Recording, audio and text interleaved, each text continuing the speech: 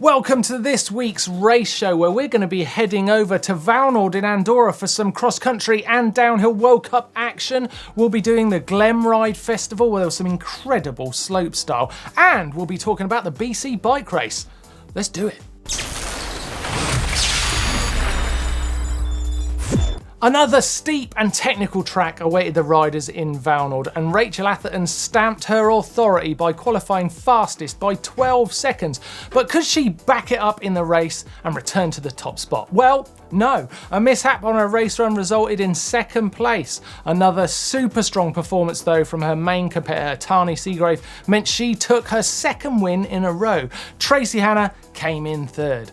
Loris Vergier became the 12th French male racer to win a World Cup, and on Bastille Day no less. Ormere Pirion couldn't quite manage 4 wins in a row, but another great ride meant second place. Brooke McDonald took his long overdue return to the podium with third. He came out swinging at the start of the season, and he is now backing it up. Consistent riding from Laurie Greenland on the podium again in fourth. Fifth went to Finals, the young rider's first elite podium.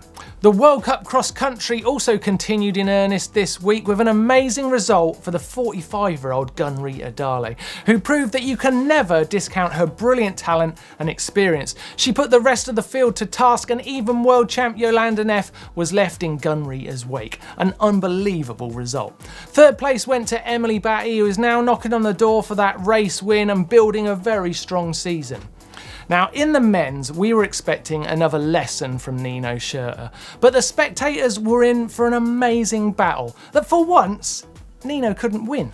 The informed Gerhard Kirschbaumer was able to keep the pressure on Nino until he finally cracked and Kirschbaumer pulled away to take a long-deserved win, and in the process added some spice to a very Nino-dominated cross-country season. Nino, that said, was still mightily impressive, and even the relatively tough result day for him is right on the money in terms of form, and we have to say, has he got someone who can consistently test him over a season? I'm not sure. This was the 4th time in a row that the Glemmride mountain bike slopestyle event took place in the Austrian location of Saalbach-Hinterglemm, and some of the world's greatest slopestyle exponents were presented with an extraordinary slopestyle challenge, which was perfect for us. The 500-metre course wound its way down along a huge straight of jumps, followed by a step up to a pool terrace over an 8-metre high gap down to the river Saalbach, finishing with a huge straight jump over the river up to another hotel terrace as the spot where the riders could enjoy the roar of the crowds and await the decision from the judges, who score each contestant on difficulty, amplitude, execution, and the variety in their tricks. Over 5,000 bike enthusiasts travelled to the Glemmride Festival to participate in amateur races, to enjoy guided tours from the professionals themselves, and to watch the slopestyle pros lock horns in battle. In the finals, we were treated to some amazing riding, which included the unfortunate run by current slopestyle megastar Nikolai Rogatkin, who suffered a huge blowout in his run, and it scuppered his chances of taking yet another win. Nice to give the other riders a chance though, really. The podium places were going to need some incredible runs, of course, and Austrian Bernhard Winkler started that action off with his second run that catapulted him into something of a surprise podium place. This really is a result to be celebrated for the 21-year-old from Hertberg. He's not only an international podium winner now, but also wins a wild card to the legendary Red Bull Joyride at Crankworx in Whistler, Canada at the end of the season. Last year's winner, Thomas Guénon from Belgium, started the defence of his title with a double tail whip over the first jump, followed by a 360 bar spin to late whip at the super kicker. However, his tricks would not be enough this year to persuade the judges for a first place. So his 84.66 points placed him in second. Torquato Testa, the 24-year-old Italian rider from Monza, showed his current quality with an impressive run. After a flip whip at the first jump, he pulled out a flawless double backflip over the super kicker, and that followed by a front flip step up to the terrace of the Alpine Palace Hotel.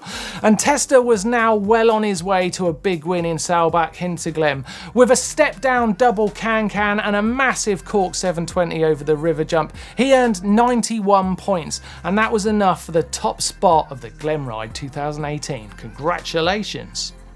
The BC Bike Race is a 7-day stage race epic, and it finished this Saturday after a grueling week of racing across some incredible North Shore terrain. This is the 12th time the race has taken place, and it was a classic, starting at the Trail Mecca in North Vancouver and finishing in Squamish. This is a dream win for any pro and a real lifetime achievement for any other budding racer. This year, the honours go to Jeff Kabush, who took the win from Francois Bailey-Maitre and Kerry Werner, wrapping up the podium. In the solo women, Katarina Nash was strong enough to manage the win, with Casey Armstrong and Hannah Ray Finchap taking 2nd and 3rd place. The results are, of course, amazing, but the real winners of this event are many of the 650 entrants who are in it to finish it. A real bucket list race, this one. The entry for the 2019 BC Bike Race is already open, so make sure you set yourself a lifetime challenge and get your entry into what looks like a spectacle of mountain bike racing. For full results, then click on the link in our description down below. Great racing in Hungary at the ReStart Kupa with a big win for Nadja Hegel in the elite women. She held Lucy Vasela at a comfortable distance and romped home in a confident ride. And the event was also treated to a dominant performance from Zomba Palumbi, taking the men's race by over 2 minutes from Thomas Parpskra, who in turn was in control of the minute gap he held over Philip Helter. A notable result for die-hard racing fans this week in the Canada Cup downhill race in Silver Star, the World Cup downhill legend Chris Kovarik finished 2nd. I'd need to ask Steve Jones if I'm correct about this, but I think Kovarik holds the record for the biggest winning margin in men's downhill history, winning by 14 seconds, I think it was, in Fort William. This weekend's result proves that none of that race pace is falling away from Kovarik. Our social media guy Tom was at the Southern Enduro Champs in Minehead in the UK. 7 stages of dusty single track in North Devon on the cards. Check out a bit of Tom's footage from the event. Great to see a bit of Tom's riding, one of our GMBN team there. Now, if you're a local rider and you've got grassroots events near you or a national round, then grab some footage, take a shot of the podium and let us know about your racing on GMBN. We love to hear from you guys too. And you can send that into racenews@gmbn.com. Thanks for watching the race show this week. Make sure you catch Doddy in the tech show later today. And of course, we've got the Dirt Shed show on Friday and plenty of GMBN action all through the week. You can click on the link here to subscribe and make sure you give us a thumbs up like. We'll see you soon.